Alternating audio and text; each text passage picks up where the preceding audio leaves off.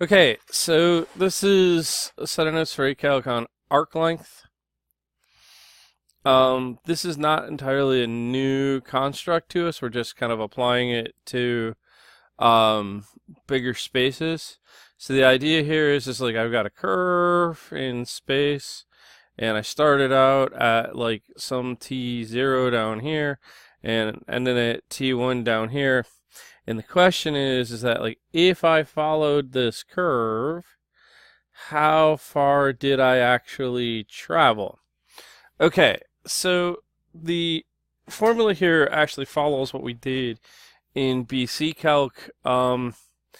It is basically the arc length is the integral. Here I'm going to use A and B for time 1 and time 2. Is the integral from A to B of the magnitude of the velocity of the particle.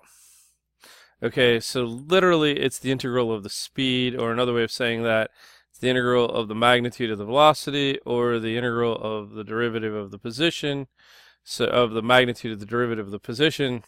So this is how this works out.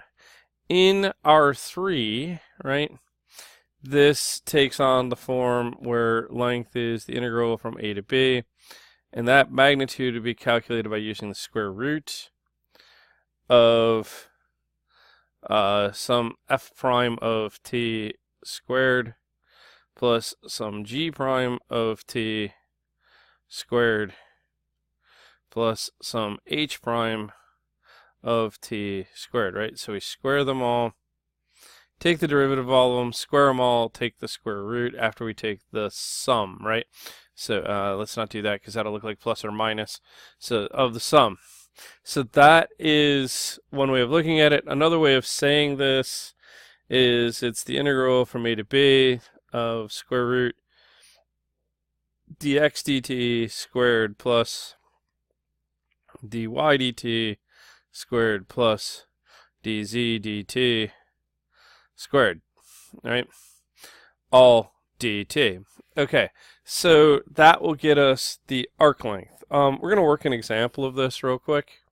All right, so here's our example. Let's say the position vector is given by cosine of t I plus sine of t j plus just k, right?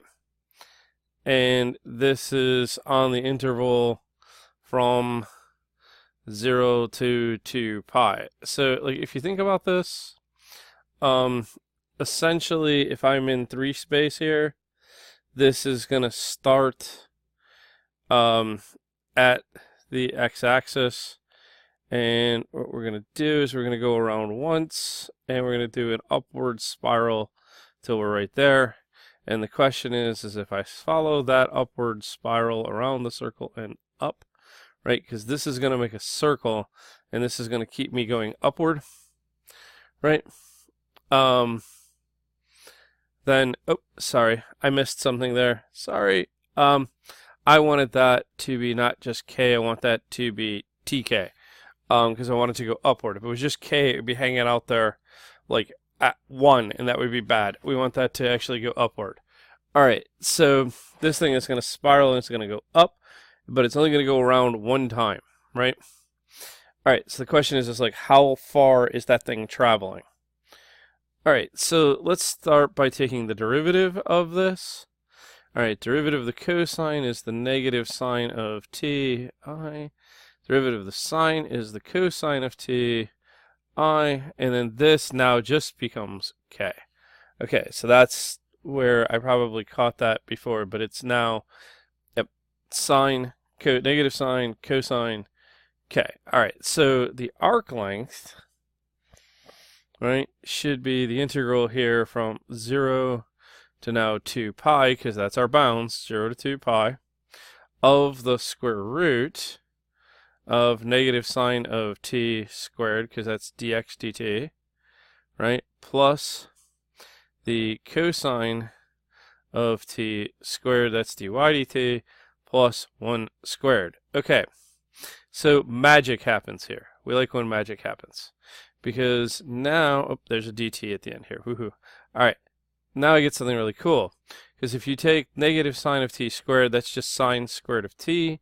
This is cosine squared of t. If you add the sine squared of t to the cosine squared of t, that's 1.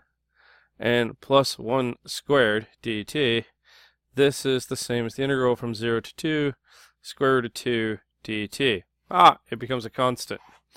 Alright, so if I take the integral there, this is the same as root 2 of t, right?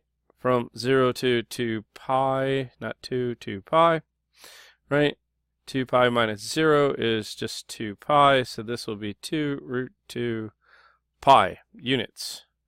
And there you have it.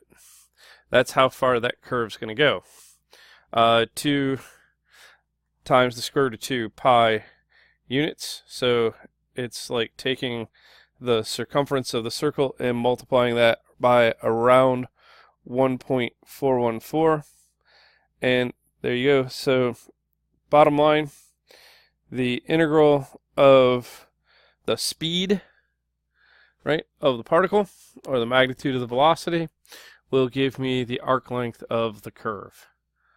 Thank you.